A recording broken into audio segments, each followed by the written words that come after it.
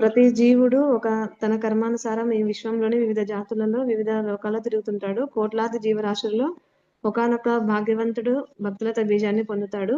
గురు కృష్ణుల అనుగ్రహంచే భక్తుడు శ్రవణ కీర్తన జలాన్ని నిత్యం చల్లుతూ భక్తులతను పోషిస్తాడు. ఈ రకంగా భక్తులత బీజం అంకురించి పెరుగుతూ బ్రహ్మాండమంతటా పెరిగి దాని ఆచ్ఛాదనము ఛేదించుకొని చివరకు ఆధ్యాత్మిక జగత్తుకు చేరుతుంది. భక్తులత ఇంకా పెరుగుతూ మహోన్నతమైన గోలోక బృందాన్ని చేరుతుంది. అక్కడ శ్రీకృష్ణుడు నివసిస్తాడు. అట్లా అంటే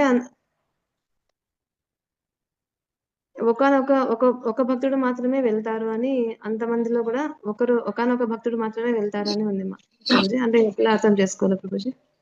అదే 7వ అధ్యాయం భగవద్గీత 3వ శ్లోకం చూడండి ఒకసారి. ఒకవేళ భగవద్గీత మీకు అందుబాటులో ఉందా చూడండి. అంటే చాలా మంది భక్తి చేస్తుంటారు.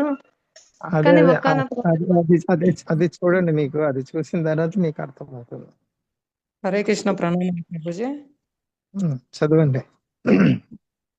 మనుష్యానాం సహస్రేషు కచ్చిద్యతతి సిద్ధయే యతతామపి సిద్ధానాం కచ్చిన్మాం వేతి తత్వతః. వేలాది మనుషులలో ఎవరో ఒక్కడు మాత్రమే సంపూర్ణ సిద్ధిని సాధించుటకు యత్నించును. ఆ విధముగా యత్నించి సిద్ధి పొందిన వారిలో కూడా ఎవరో ఒకడు మాత్రమే నన్ను యథార్థముగా తెలుసుకొనగలుగుతున్నాడు. హరే కృష్ణ. విన్నారు మా అది? అంత కష్టం కృష్ణుని వాస్తవంగా అర్థం చేసుకోవటం. అర్థం చేసుకుంటే తప్ప భక్తి చేయలేము కదా, కృష్ణుడు ఏంటి అనేది.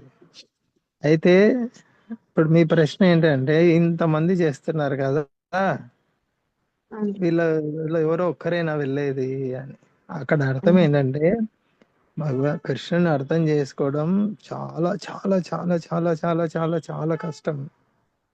అయితే అంత కష్టమైన దాన్ని శ్రీ చైతన్య మహాప్రభు చాలా చాలా చాలా చాలా చాలా చాలా చాలా ఎన్ని చాలా అని పదాలు వాడతారో మీకు ఓపిక ఉంటే అన్ని వాడచ్చు, అంత సులభం చేశారు.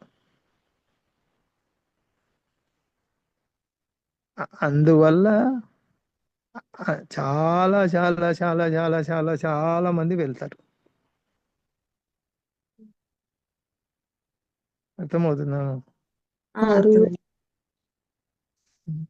చాలా మందిలో మనం కూడా ఉంటాం. హరే హరే హరే కృష్ణ. కొంచెం సమయం పడుతుంది అంతే.